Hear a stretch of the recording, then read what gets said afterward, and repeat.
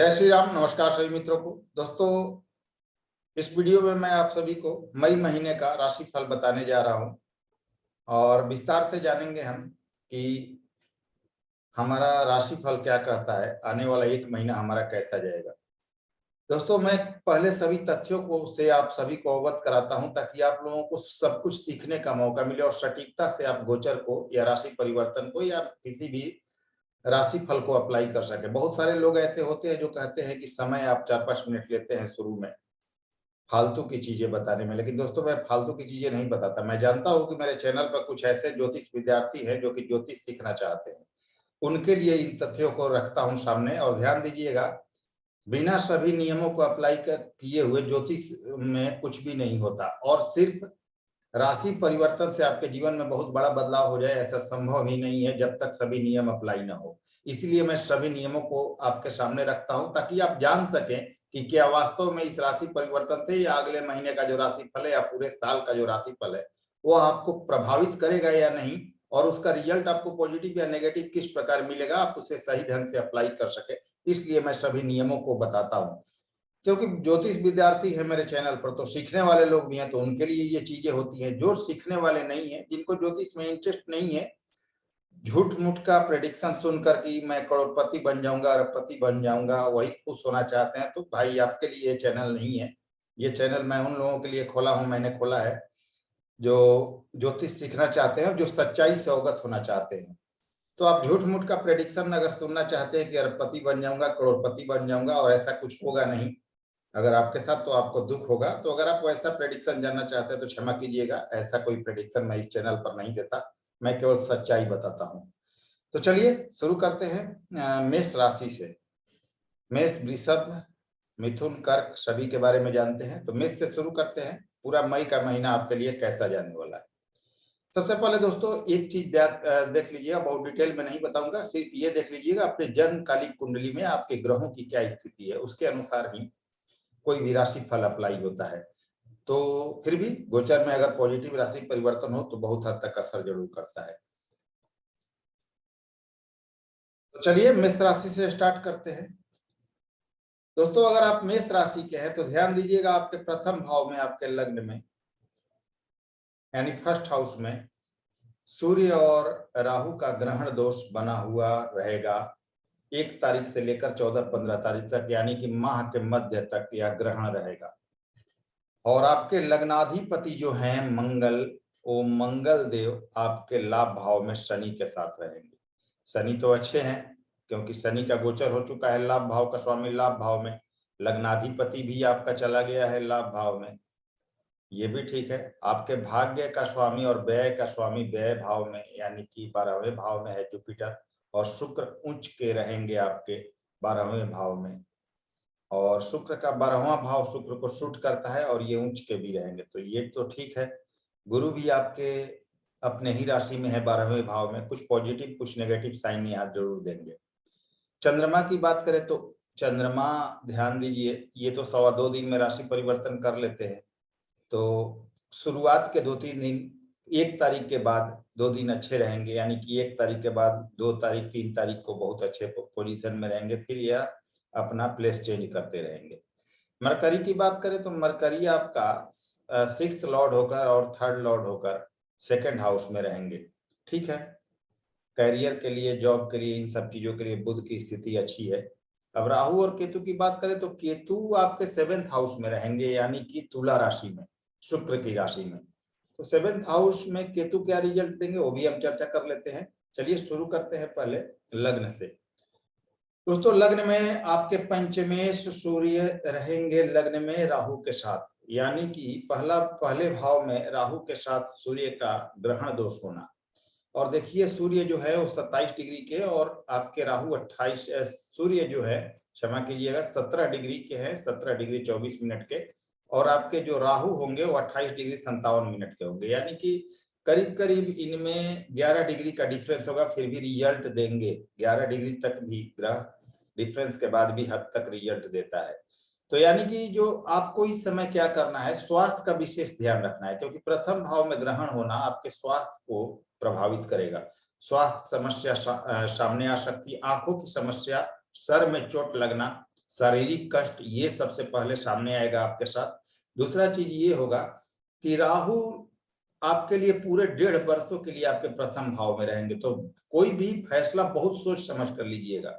भ्रम का स्थिति यहाँ हो सकता है, राहु आपको बहुत कुछ दे देंगे जिससे आप मतलब बहुत ऊपर तक की सोचने लगेंगे कि मुझे तो भाई राहु ने या किसी ग्रह ने बहुत कुछ दे दिया, अब मुझे और भी आगे इसमें करना चाहिए। और ऐसा होता है कि बहुत कुछ देने के बाद यहाँ राहु आपसे ले भी लेंगे, तो कोई भी बहुत ज्यादा महत्वाकांक्षी ना होइए और बहुत सोच विचार करके बड़ों से कोई सलाह लेकर काम करें और किसी भी प्रकार के भ्रम में ना पड़े तथा गलत डिसीजन लेने से पूरे साल 1.5 साल तक आपको बचना है, जब तक राहु आपके प्रथम भाव में होंगे। अब 14-15 तारीख तक सूर्य के साथ ग्रहण होगा, तो पिता संबंधी परेशानी, पिता के स्वास्थ्य को समस्या, पिता से मतभेद, शारीरिक कामों में, शारीरिक चीजों में कमी, यानी कि आंख जो सूर्य का कारक चीज है, आंख से संबंधित आपके बॉडी पार्ट्स वगैरह जो है वो सूर्य को रिप्रेजेंट करते हैं, जो चीज उनसे संबंधित चीजें यहाँ पर आपको प्रभावित करेंगी। मन मस्तिष्क आपके पहले भाव से देखा जाता है, उसको यहाँ पर प्रभावित करेंगे राहु और सूर्य का यह ग्रहण दोष। मानसिक चिंता परेशानी ये सब यहाँ सामने दिख रहा है, तो उससे आप बचने की कोशिश करें। साथ में पिता के स्वास्थ्य का ख्याल रखें। इसके अलावा 5वें भाव का स्वामी सूर्य है, तो संतान संबंधी कोई समस्या सामने आ सकती है, उसका ध्यान रखें, कोई बाधा सामने ना आए, ये सब ध्यान रख के चलना है आपको, तो स्थिति आपकी बेहतर होगी। और ज्यादा नहीं, 14 तारीख तक आपको विशेष ध्यान रख के चलना है। खास करके सरकारी चीजों से जुड़ी हुई कोई भी चीज बिना पढ़े लिखे साइन न करें। सरकारी चीजों जहां कार्य वगैरह करते हैं उसमें सावधानी रखें, कोई गलती से भी गलती आपसे ना हो जाए, नहीं तो आप परेशानी में पड़ सकते हैं। तो यहाँ पर ये प्रभाव होगा ग्रहण का आपके। बाकी राहु आपको प्रभावित करते रहेंगे, जीवन साथी से मतभेद भी देंगे, उससे भी आपको बचना है। एग्रेसिव नेचर भी आपका यहाँ रहेगा, खास करके 14-15 तारीख तक, उससे भी आपको पूरी तरह बच के रहना है, नहीं तो आपका काम बिगड़ सकता है। तो यहाँ ये स्थिति है आपके प्रथम भाव में राहु और सूर्य की। अब बात करें केतु की, तो केतु आपके सप्तम भाव में तुला राशि में होंगे, राशि स्वामी उच्च के होकर 12वें भाव में शुक्र होंगे। एक काम जरूर करें कि डोमिनेट करने से लाइफ पार्टनर को बचे। हालांकि आपकी लाइफ पार्टनर जो भी होंगे या होंगी, वो भी आपके साथ थोड़ा एग्रेसिव नेचर या एग्रेशन से पेश आएंगी, तो उनसे भी थोड़ा सामंजस्य बना कर रखें। सोच समझ कर चले कि ये समय आपके लिए थोड़ा सा अनुकूल नहीं है, अतः कोई भी मतभेद होने से बचे, ये आपके लिए ज्यादा बेहतर होगा। वैसे बिजनेस व्यापार वगैरह के लिए अच्छा समय है, उसमें कोई दिक्कत नहीं है।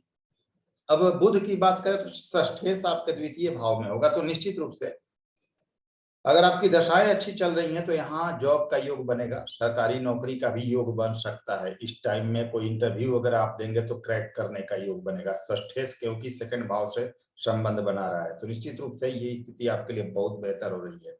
और क्यों? क्योंकि आपके लग्नेश मंगल स्वयं बुध को देखेंगे, तो ये स्थिति भी आपके लिए बहुत ज्यादा बेहतर है। तो चीजें आपके लिए इस समय कार्य क्षेत्र में, कैरियर के क्षेत्र में बहुत अच्छी हो रही है, तो बुध की स्थिति भी आपके लिए बेहतर मानी जाएगी। अब बात करते हैं लग्नेश आपके मंगल है शनि के साथ लाभ भाव में। वैसे तो लाभ भाव में लग्नेश का जाना आपके मेहनत से, आपके पराक्रम से बहुत कुछ देगा जीवन में, लेकिन इस समय खास करके 1 महीनों में बहुत कुछ देगा। लेकिन शनि और मंगल का ये संबंध, चोट चपेट लगाना,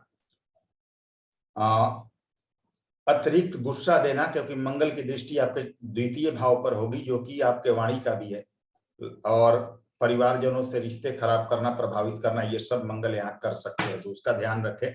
शनि मंगल का संबंध चोट चपेट भी लगाता है, उसका ध्यान रखें। बाकी अगर बात करें लाभ की, तो लाभ की स्थिति सही है आपके लिए, क्योंकि लाभेश लाभ भाव में है लग्नेश के साथ, तो अपनी मेहनत और पराक्रम से पैसे वगैरह आपके पास आएंगे, कोई दिक्कत नहीं है। लेकिन एक चीज आपको ध्यान रखना होगा कि शनि की दृष्टि लग्न और राहु पर है, और लग्न और राहु पर दृष्टि होना आलस दे सकता है। आलस से बचे, कोई भी गलत फैसला करने से बचे, नहीं तो यहाँ आपको परेशानी हो सकती है।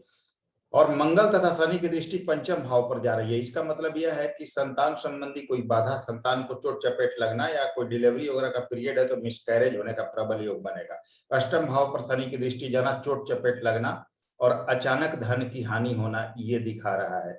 स्वास्थ्य समस्या भी यहाँ संभव है, और मंगल शनि की स्थिति आपके लिए स्वास्थ्य समस्या देगी, तो उसका ध्यान रखना है। और ध्यान इस बात पर भी रखिए कि शनि और राहु के बीच गुरु आपके आ रहे हैं 12वें भाव में, तो मीन राशि और गुरु को यहाँ पाप कर्तरी दोष लग रहा है। तो जो हम यहाँ एक्सपेक्ट करके चल रहे हैं कि भाग्य का स्वामी 12वें भाव में अपने भाव में जाकर बहुत कुछ पॉजिटिव है। ठीक है, पॉजिटिव तो है क्योंकि अपने राशि में है, लेकिन पाप कर्तरी प्रभाव में भी आ रहा है। तो इसका मतलब ये है कि जितना आपको बेनिफिट मिलना चाहिए वह बेनिफिट आपको मई जून तक नहीं मिलेगा, क्योंकि गुरु जो है वो आपके पाप कर्तरी प्रभाव में आ रहे हैं। तो गुरु आपके पाप कर्तरी प्रभाव में आ रहे हैं। भाग्येश 12वें भाव में जाकर आपके विदेश से लाभ का योग बना रहा है, विदेश से अपॉर्चुनिटी देगा, विदेश से पैसे देगा, प्रॉपर्टी वगैरह का सुख भी आपको प्रदान करेगा। ये सब स्थितियां अच्छी हैं। घर मकान के या प्लॉट वगैरह लेने में आप पैसे व्यय करेंगे, पैसे उसमें खर्च होगा, कर्ज वगैरह जो होगा वो चुकता हो जाएगा, वही स्थिति ठीक है, लेकिन स्वास्थ्य समस्या भी होगी। लेकिन धार्मिक यात्राएं यहाँ पर होंगी, धर्म से जुड़कर रहेंगे और घर परिवार की मदद करेंगे, यहाँ पर वो सब ठीक है। फॉरेन से लाभ या फॉरेन सेटलमेंट के लिए भी सही है, लेकिन जितने भी फल हैं गुरु से संबंधित उसमें कमी रहेगा पाप कर्तरी प्रभाव के चलते। लेकिन शनि की ये स्थिति आपको लाभ देगी, मई महीने में अच्छी स्थिति रहेगी। पैसे के मामले में आपकी थोड़ी कमी रहेगी जुपिटर के पाप कर्तरी प्रभाव में होने से। मंगल की स्थिति भी अच्छी है, तो आप एक्सपेक्ट कर सकते हैं कि यह महीना पैसे के लिहाज से आपके लिए अच्छा जाएगा। कैरियर के लिहाज से भी अच्छा है, क्योंकि दशमेश एकादश में स्वयं की राशि में है और लग्नेश के साथ है। अगर दशाएं अच्छी चल रही हैं तो आप उन्नति करेंगे, पैसे वगैरह आपके पास आएंगे, बिजनेस व्यापार से भी उन्नति करेंगे। लेकिन कोई भी काम सोच समझ कर करें, क्योंकि प्रथम भाव में राहु और सूर्य का ग्रहण बना हुआ है आपका। चलिए बात करते हैं, अगर आप वृषभ राशि के हैं तो क्या कहता है मई का महीना आपके लिए। बात करते हैं, अगर आप वृषभ राशि के हैं तो देखिए आपके कुंडली की क्या स्थिति है। शुरू में आपके जो चंद्रमा है, वो तो चंद्रमा की बात करेंगे हम, क्योंकि 2.25 दिन के अंदर ये राशि परिवर्तन करते रहते हैं, तो इनके प्रभाव को बहुत ज्यादा नहीं लेंगे। लेकिन शुरुआत में ये आप मान के चलें कि 2 मई को 1-2 मई को यह उच्च के रहेंगे, तो ये आपके लिए ठीक ही है। हालांकि थर्ड लॉर्ड है तो मेहनत कराएंगे, 2-3 दिनों की बात है। इसके बाद यह 2.25 दिनों के बाद राशि परिवर्तन कर जाएंगे, तो इनकी बहुत ज्यादा महत्व यहाँ नहीं देते हैं हम। अब बात करते हैं हम अन्य ग्रहों की। तो देखिए आपके जो धनेश है वह आपके लग्न में मरकरी यानी बुध दिग्बली होंगे, दिशा बल प्राप्त करेंगे, ये बहुत अच्छी स्थिति है। केतु जो है वो आपके 6ठे भाव में तुला राशि में शुक्र की राशि में होंगे और राशि स्वामी शुक्र उच्च के होंगे लाभ भाव में, तो ये बहुत अच्छी स्थिति है। यहाँ केतु का अच्छा फल आपको प्राप्त होगा अगर आप वृषभ राशि के हैं तो। आपके दशम भाव में शनि स्वयं के राशि में शश नामक पंच महापुरुष योग बनाकर रहेंगे आपके मंगल के साथ, यानी कि 12वें के स्वामी के साथ कर्म भाव का स्वामी राजयोग बनाकर बैठा रहेगा आपके दशम भाव में। और ये शनि आपके त्रिकोण के भी स्वामी है, तो केंद्र त्रिकोण राजयोग बनाकर भी रहेंगे। और 12वें के स्वामी के तो ये विदेशों से आपको अनेकों मौके देंगे, यानी विदेश जाने का, विदेश सेटल्ड होने का, बिजनेस व्यापार या जॉब वगैरह के लिए शानदार मौका दे रहे हैं अगर आप वृषभ राशि के हैं तो। अगर कोई अपॉर्चुनिटी मिल रही है, आगे बढ़ रहे हैं फॉरेन के क्षेत्र में, तो आप निश्चित ही अपने कदम आगे बढ़ाएं, सफलता मिल जाएगी आपको, सफल हो जाएंगे फॉरेन के मामले में। तो ये स्थिति अच्छी है। अब बात करें, गुरु भी आपके लाभ भाव में बहुत अच्छी कंडीशन में है, अपने राशि में है, और शुक्र अपने उच्च की राशि में है, तो बहुत शानदार कंडीशन बनी हुई है आपकी। सूर्य भी उच्च के हैं 12वें भाव में। हालांकि सूर्य को कहा जाता है शास्त्रों में कि त्रिक भाव का दोष नहीं होता, लेकिन फिर भी आंखों से संबंधित समस्या देंगे, क्योंकि यहाँ राहु से ग्रहण दोष में रहेंगे और ये 11 डिग्री का डिफरेंस रहेगा राहु और सूर्य में, तो थोड़ा सा प्रभाव आपको नेगेटिव मिलेगा। 12वां भाव किन चीजों का है ध्यान दीजिए। 12वां भाव कोर्ट केस, जो हॉस्पिटल का खर्च, फालतू के व्यय, परेशानियां, अनिद्रा, इन सब चीजों का है। तो कोई भी ऐसा लीगल मैटर सामने ना आए उसका ध्यान रखें, क्योंकि राहु की दृष्टि आपके चौथे भाव पर होगी, तो जमीन जायदाद, प्लॉट, मकान, वाहन, इन सब चीजों से कोई लफड़ा हो, कोई ऐसा चीज हो जो लीगल मैटर सामने आ सके, तो उसको अवॉइड कीजिएगा इस समय में जब तक ग्रहण बना रहेगा, क्योंकि निश्चित रूप से आपके लिए ये चीजें कोर्ट के मैटर तक ले जा सकती हैं। तो खास करके 14-15 मई तक आपको ध्यान रख के चलना है कि मई के महीने में मध्य तक इन चीजों से दूरी बनाकर रखें, कोई भी लीगल मैटर सामने न आए, इसका ध्यान रखें। वैसे 1.5 वर्षों के लिए राहु आपके 12वें भाव में रहेंगे, राहु का फल कभी 12वें भाव में अच्छा नहीं माना जाता, तो लीगल मैटर वगैरह से दूर रखें, फालतू के पछड़ों से अपने आप को दूर रखें, लड़ाई झगड़े, किसी प्रकार विवाद ना हो, कोर्ट के कचहरी की स्थिति ना आए, इसका ध्यान रखें। नहीं तो निश्चित रूप से क्योंकि चौथे से संबंध बन रहा है, राहु की चौथे पर दृष्टि है, तो लीगल मैटर सामने आ सकता है, जमीन जायदाद संबंधी कोई समस्या, कोई लोन का केस वगैरह सामने आ सकता है जो आप नहीं चुका पा रहे हैं, या कर्ज वगैरह की समस्या सामने आ सकती है आपके साथ, जमीन जायदाद का कोई उलझन सामने आ सकता है, तो उसका ध्यान रख के आपको चलना है। बाकी बात करें कि चतुर्थ का स्वामी सूर्य आपके 12वें भाव में, तो निश्चित रूप से यहाँ फॉरेन के लिए बहुत अच्छा समय बन रहा है, बहुत अच्छी स्थिति बन रही है। फॉरेन जाना चाहते हैं, फॉरेन सेटल होना चाहते हैं, तो बिल्कुल आप ट्राई कर सकते हैं। कोई भी फैसला लेकिन सोच समझकर, खास करके जमीन जायदाद, भूमि, भवन, मकान, वाहन, इन सब चीजों से संबंधित 14 मई तक टाल कर रखें तो ज्यादा बेहतर होगा।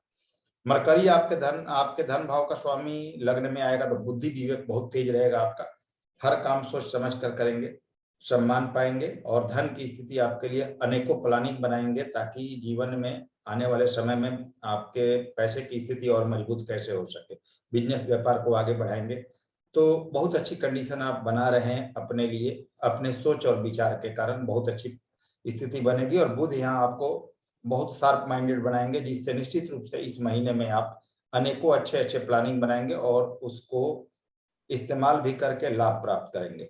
तो बुध की स्थिति अच्छी है। केतु की बात करें तो ठीक है, छठे भाव में केतु अच्छे माने जाते हैं, मित्र राशि में है, केवल खर्चों से बचिएगा, फालतू के खर्च ना हो उसका ध्यान रखिएगा। इसके अलावा शारीरिक परेशानी कोई अगर होगी तो यहाँ केतु खत्म करेंगे, कर्ज से मुक्त करेंगे और स्वास्थ्य समस्या वगैरह में राहत आपको देंगे। तो ये स्थिति आपके लिए अच्छी है।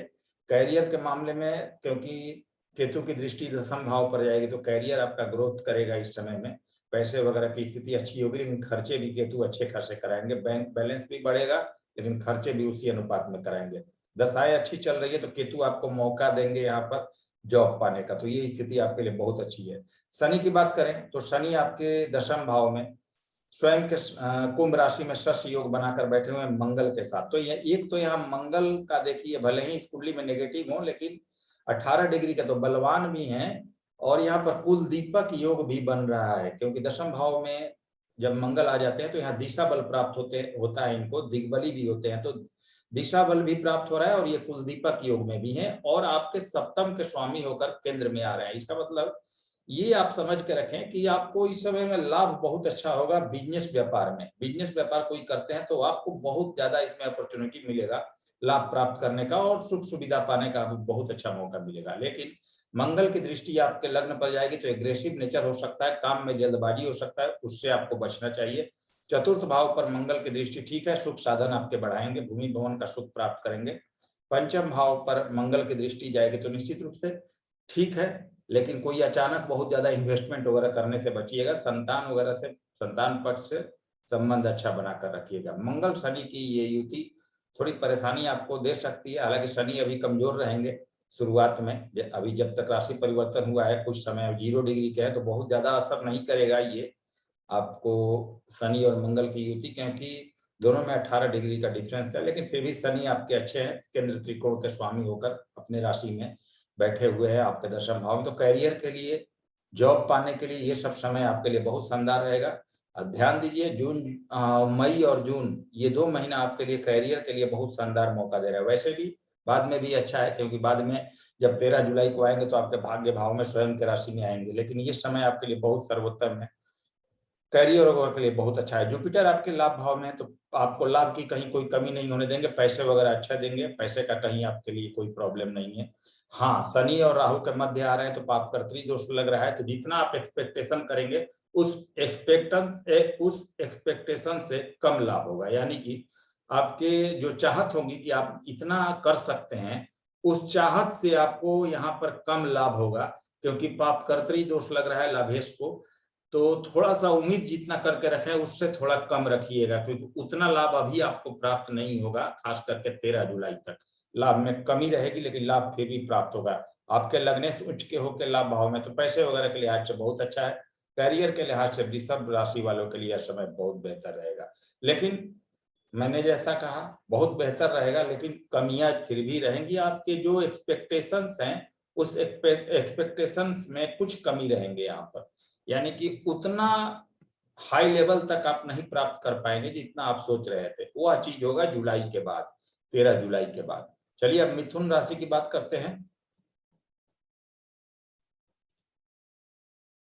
देखिए, हम बात करें अगर मिथुन राशि की, तो देखिए आपके लग्नाधिपति 12वें भाव में वृषभ राशि में बुध देव रहेंगे और शुरुआत में चंद्रमा यहाँ उच्च के रहेंगे।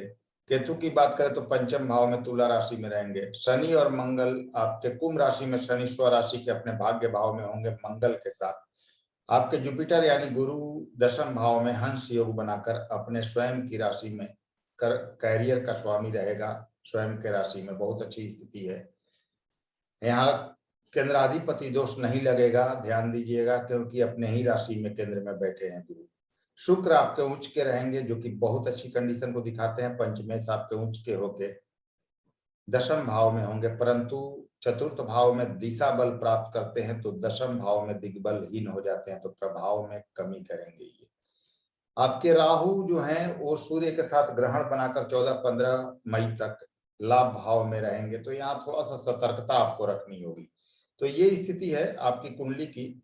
बात करते हैं बुध से, तो बुध 12वें भाव में जाएंगे और 12वें भाव में लग्नेश का जाना काम में रुकावट देरी को दर्शाता है, लेकिन वही अगर फॉरेन से रिलेटेड कोई काम है आपका तो उसमें आप सफलता पाएंगे। फॉरेन वगैरह जाना चाहते हैं, फॉरेन से रिलेटेड कार्य व्यवसाय करना चाहते हैं तो उसमें सफलता के लिए प्रबल योग है। शुद्ध ब्याज का कोई काम करते हैं तो उसमें आपको अच्छी सफलता मिलेगी, उसमें लाभ प्राप्त करेंगे। थोड़ा सा क्योंकि आपका राशि स्वामी 12वें भाव में, तो स्वास्थ्य का ख्याल रखिएगा। स्वास्थ्य समस्या आपके लिए सामने आ सकती है, हॉस्पिटल का खर्च बढ़ सकता है, पैसे आपके खर्च हो सकते हैं, रखे हुए धन का खर्च हो सकता है। तो और खास करके यह शुरुआत के 6-7 तारीख तक विशेष ध्यान रखिएगा, नहीं तो आपके खर्चे इस समय बढ़ सकते हैं। तो विशेष क्योंकि मित्र राशि में ज्यादा प्रॉब्लम नहीं है, एफर्ट करेंगे रिजल्ट मिलेगा, लेकिन स्वास्थ्य का ध्यान रखिएगा। पंचम भाव में केतु हैं, संतान से मतभेद से बचें। प्रेम संबंधों में कमी आ सकती है, उसका ध्यान रखें। आपका प्रेम संबंध ब्रेक हो सकता है, उसका ध्यान रखिएगा। अगर डिलीवरी पीरियड है किसी स्त्री का तो यहाँ पर निश्चित रूप से अवर्सन वगैरह का योग बनेगा, और निश्चित रूप से एक और, क्योंकि राहु की तो दृष्टि और सूर्य की रहेगी 14-15 तारीख तक, तो मिसकैरेज वगैरह का भी योग बनेगा, उसका ध्यान रखें। लेकिन अगर छात्रगण मेहनत करेंगे तो इस समय का रिजल्ट बहुत अच्छा मिलेगा, क्योंकि पंचम का स्वामी शुक्र 12 आपके दशम भाव में उच्च के होकर मीन राशि में बैठे हैं, और शुक्र का यहाँ मालव्य योग भी बन रहा है। ध्यान दीजिएगा, पंचमेश उच्च का होकर केंद्र में बैठा है दशम भाव में, तो शुक्र का मालव्य योग भी बनेगा। यानी अगर आप एग्जाम्स वगैरह दे रहे हैं इस समय में, मई के महीने में एग्जाम्स वगैरह, इंटरव्यू वगैरह है, तो क्रैक होने के पूरे पूरे चांस बन रहे हैं। तो परीक्षार्थियों के लिए समय बहुत अच्छा है। शनि की बात करें, अपने राशि में भाग्य भाव का स्वामी है, तो बहुत अच्छी स्थिति है। मंगल के साथ है, लाभेश और आपके भाग्य दोनों साथ हैं। तो व्यक्ति का इस समय कैरियर, अगर आप मिथुन राशि के हैं तो अच्छा रहेगा, भाग्य का साथ मिलेगा, धर्म में रुचि रहेगी, मेहनत आपको थोड़ा एफर्ट ज्यादा करना होगा। लाभ भाव पर शनि की दृष्टि पैसे आपको देता रहेगा, तीसरे भाव पर पराक्रम देगा, छठे भाव से संबंध बन रहा है, तो जॉब वगैरह के लिए स्थितियां बहुत अच्छी हैं। थोड़ा स्वास्थ्य का समस्या हो सकता है, उसका ध्यान रखें। मंगल के साथ है तो ये भी ध्यान रखें कि लाभेश तो है मंगल, लेकिन आपके मंगल षष्ठेश भी हैं, तो स्वास्थ्य समस्या यहाँ हो सकती है, चोट चपेट लगने का योग बन सकता है, उसका ध्यान रखें। बाकी कैरियर के लिए, लाभ के लिए, पैसे के लिए बहुत अच्छी स्थिति है। व्यय भाव पर मंगल की दृष्टि आपसे खर्चे करा सकती है, वो भी स्वास्थ्य संबंधी खर्चे करा सकती है। भाई बहनों से मतभेद ना हो, इसका ध्यान रखें। चतुर्थ भाव पर मंगल की दृष्टि जाएगी तो जन्म स्थान से दूर या विदेश जाने का योग बनेगा आपके लिए। माता को थोड़ा स्वास्थ्य समस्या हो सकती है और स्थानांतरण का योग बन सकता है, लेकिन वह पॉजिटिव होगा। और बात करें गुरु की, तो गुरु आपके दशम भाव में स्वयं के राशि में है, हंस योग बनाकर बैठे हुए, बहुत शानदार स्थिति है।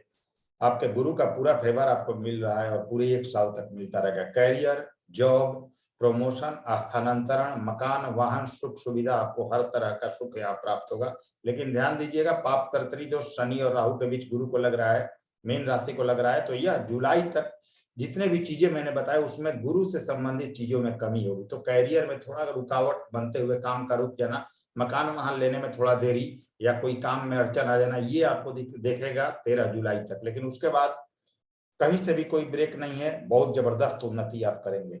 शुक्र की बात करें तो पंचमेश आपका और आपके व्ययेश कर्म भाव में बैठा हुआ है, तो एग्जाम्स वगैरह क्रैक करने के लिए बहुत अच्छा समय, विदेश जाने के लिए, विदेश से लाभ के लिए बहुत अच्छा समय है। प्रेम संबंध भी बनेंगे आपके। इसके अलावा आप अचानक लाभ वगैरह की स्थिति जो चाहते थे, जॉब पाना चाहते थे, उसके लिए बहुत अच्छा समय है। राहु सूर्य की युति एकादश भाव में 14-15 तारीख तक सतर्क रहिएगा। कोई ऐसा काम मत कीजिएगा, सरकारी चीजों की बात कर रहा हूं, जहां पैसे वगैरह ज्यादा कमाने के चक्कर में आप फंस जाएं और नौकरी पर बन आए, तो ऐसी चीजों से बचिएगा, अवॉइड कीजिएगा 14-15 तारीख तक, नहीं तो परेशानी हो सकती है। इसके बाद राहु आपको बहुत पैसे देंगे, कहीं कोई कमी नहीं है आपको। तो ये रहा मिथुन राशि का। बात करते हैं कर्क राशि का राशिफल 2022 का मई महीने का क्या कहता है।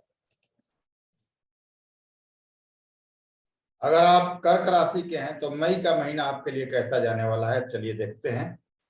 शुरुआत में आपके चंद्रमा उच्च के रहेंगे लाभ भाव में, ठीक है, लेकिन 2.25 दिन में ये राशि परिवर्तन करते रहेंगे। आगे बात करते हैं अन्य ग्रहों की। केतु आपके चतुर्थ भाव में तुला राशि में रहेंगे। राशि स्वामी भाग्य भाव में शुक्र उच्च के रहेंगे, जो कि बहुत अच्छी स्थिति है गुरु के साथ, तो बहुत अच्छे अपॉर्चुनिटीज आपको मिलेंगे। शनि और मंगल आपके अष्टम भाव में रहेंगे। राहु और सूर्य आपके दशम भाव में 14-15 मई तक रहेंगे। ये स्थिति है आपकी कुंडली की, तो ध्यान दीजिएगा। केतु की बात करें तो केतु चतुर्थ भाव में ठीक है, कोई दिक्कत नहीं है। चतुर्थ भाव में केतु रहेंगे तो थोड़ा सा असंतोष, पारिवारिक असंतोष या थोड़ा जकड़न देते हैं परिवार के मामले में, उसको मिलाकर चले, पारिवारिक चीजों को, माहौल को मैनेज करके चलें, कोई मतभेद ना हो उसका ध्यान रखें, और माता के स्वास्थ्य का ख्याल विशेष रूप से रखें, तो आपके लिए बेहतर होगा। फॉरेन सेटलमेंट के लिए, फॉरेन जाने के लिए, परमानेंट सेटलमेंट के लिए बहुत अच्छा समय है, लेकिन चोट चपेट यहाँ केतु लगा सकते हैं, बस उसका ध्यान रखें। और कैरियर वगैरह के लिए केतु की स्थिति अच्छी रहेगी, लेकिन थोड़ा एफर्ट आपको करते रहना होगा। बात करें शनि और मंगल की, तो शनि जो आपके अष्टम भाव में स्वयं की राशि में ठीक है, लेकिन बहुत बाधा देंगे, ध्यान दीजिएगा। मंगल के साथ होंगे, और मंगल के साथ होना चोट चपेट लगाना, परेशानियां देना, ये आपके लिए जरूर होगा। तो हालांकि एक चीज है, पैतृक संपत्ति का विवाद आपके सामने आ सकता है। यहाँ पर कोई पैतृक संपत्ति फंसा हुआ है, कुछ पैसे फंसे हुए हैं, तो विवाद वहां सामने आ सकते हैं, लेकिन वो पैसे यहाँ रिकवर भी हो जाएंगे आपको विवाद के बाद। ये स्थिति आपके लिए अच्छा है, परंतु चोट चपेट लगना, दुर्घटना होना, ये सब आपके लिए होगा। वैवाहिक जीवन में मतभेद हो सकता है, यहाँ पर पारिवारिक तालमेल में कमी हो सकता है, उसका ध्यान रखें, नहीं तो परेशानियां हो सकती हैं। कोई ब्लड से रिलेटेड समस्या आपके सामने आ सकती है, रखे हुए पैसे खर्च हो सकते हैं, इसका ध्यान रखें। और आपके कैरियर में उतार चढ़ाव यहाँ पर शनि जरूर देंगे। निश्चित रूप से कुछ ना कुछ कैरियर में अप एंड डाउन या बनते हुए काम बिगड़ जाना, ये आपके लिए होगा, तो बहुत सावधानी से यह समय निकाले तो ज्यादा बेहतर होगा। कैरियर का स्वामी भी मंगल आपके अष्टम भाव में होंगे, तो मंगल का अष्टम भाव से संबंध बनाना भी आपके कैरियर में रुकावट तथा बाधाओं को दिखाता है, कम से कम मई के महीने में। तो इन चीजों से सावधान रहें, कोई गलती से भी गलती ना हो, कोई डिसीजन गलत ना हो आपके लिए, इसका विशेष ध्यान रखना है। अब क्योंकि आपके एकादश भाव को मंगल देव देखेंगे, तो एकादश भाव लाभ का है, लेकिन लाभ में कमी करेंगे अष्टम में जाकर। धन भाव को देखेंगे तो रखे हुए पैसे खर्च करा सकते हैं, इसका ध्यान रखें। चोट चपेट भी लग सकता है। तृतीय भाव पर जाकर मेहनत कराएंगे, लेकिन रिजल्ट कम मिलेगा। और शनि मंगल का संबंध, हालांकि यहाँ पर 18 डिग्री का डिफरेंस जरूर है, परंतु कुछ ना कुछ परेशानी आपको जरूर देगा। शनि वैसे अपने राशि में है, लेकिन मंगल के साथ परेशानियां, चोट चपेट, हॉस्पिटल का खर्च और कैरियर में उतार चढ़ाव देंगे। अब गुरु की बात करें तो गुरु हालांकि अपने राशि में भाग्य भाव में बहुत सुंदर कंडीशन बना हुआ है, लेकिन ध्यान दीजिएगा शनि और राहु के बीच में गुरु आ रहे हैं, मीन राशि आ रहा है। तो जितना आप एक्सपेक्टेशन कर रहे होंगे कर्क राशि के लोग कि मई के महीने, जून के महीने में जी मुझे बहुत कुछ मिल जाएगा, उसमें कमी रहेगा। यहाँ पर खास करके मई जून तक आपके एक्सपेक्टेशन में कमी रहेगा। लाभ होगा, भाग्य का साथ मिलेगा, धर्म में आस्था रहेगी, पैसे भी आएंगे, लेकिन जितना अनुपात में आप सोच रहे हैं उस अनुपात में लाभ नहीं होगा, क्योंकि पाप कर्तरी दोष भी लग रहा है। मेहनत करें, तो इसका मतलब ये है कि जितना हो सके मेहनत को बढ़ा दे ताकि रिजल्ट आपको मिले। वैसे गुरु अच्छे हैं, भाग्य का साथ आपको प्राप्त होगा, धर्म में आस्था रहेगी, मान सम्मान बढ़ेगा आपका। शिक्षा संतान के लिए बहुत अच्छा है, संतान का योग बनेगा, परीक्षार्थियों वगैरह के लिए एग्जाम्स क्रैक करने का योग बनेगा, ये सब अच्छा है। शुक्र की बात करें तो शुक्र आपके देखिए, शुक्र और गुरु क्लोज कंजंक्शन में होंगे, क्योंकि एक 4 डिग्री एक 5 डिग्री है, तो ये बहुत अच्छा है। दो गुरुओं का संगम हो रहा है, तो आपके मान सम्मान को बढ़ाएगा, धन दौलत कैरियर को बढ़ाएगा, ये अच्छा है। शुक्र आपके चतुर्थेश होकर यहाँ पर बैठे हुए भाग्य का साथ मिलेगा, नेम फेम आपको प्राप्त होगा, चीजें आपको प्राप्त होंगी। लेकिन क्योंकि शनि और राहु दो पापी ग्रह दो तरफ है, तो थोड़ी कमियां उनमें दिखेंगी। अब देखिए राहु और सूर्य 14-15 तारीख तक सामने साथ होंगे, तो हालांकि दोनों अच्छे हैं, राहु यहाँ अच्छे होते हैं दशम भाव में, और सूर्य भी यहाँ दिशा बल प्राप्त कर रहे हैं, यानी दिग्बली हैं। लेकिन कैरियर से संबंधित कोई भी फैसला सोच समझ कर लीजिएगा। सरकारी कामों में सावधानी रखिएगा, नहीं तो परेशानी आपके सामने आ सकती है। कोई ना कोई अड़चन में फंस सकते हैं, सरकारी चीजों में अड़चन आ सकती है जो आपको परेशान कर सकती है, नौकरी पर बन सकता है, उसका ध्यान रखें। बाकी 14-15 तारीख के बाद राहु की स्थिति बहुत प्रबल सुंदर हो जाएगी। राहु यहाँ आपको लाभ देंगे, कैरियर में जॉब वगैरह का उन्नति का योग बनेगा आपके लिए। सूर्य भी आपके लिए अच्छे होंगे। बात करें मरकरी की, तो मरकरी आपके 12वें और 6ठे के स्वामी होकर लाभ भाव में, तो पैसे आपको बुध देंगे, इसमें कहीं कोई शक नहीं है, लेकिन अच्छे खासे खर्च भी कराएंगे। पुत्री का भी योग बनाएंगे इन महीनों में। कहीं आप कुछ गुड न्यूज के इंतजार में है तो मैं भी यहाँ पर योग बन रहा है आपके लिए, लेकिन खर्चे का योग है, पैसे बचाकर चलें। बात करें कुल मिलाकर तो स्थिति अच्छी है, पैसे वगैरह आएंगे आपके पास, लेकिन जुलाई के बाद ज्यादा बेहतर नजर आएगा कर्क राशि वालों के लिए, उनका जीवन, उनका समय। तो दोस्तों आज हम मेष से कर्क तक के बारे में हमने वीडियो में चर्चा किया। कल अगले 4 और परसों अगले 4 राशियों के बारे में चर्चा करेंगे, क्योंकि थोड़ा डिटेल में बनाने में समय ज्यादा लगता है। चलिए, वीडियो पसंद आ रही है तो लाइक शेयर सब्सक्राइब जरूर करें। अगली वीडियो में फिर से मिलते हैं, तब तक के लिए नमस्कार, धन्यवाद।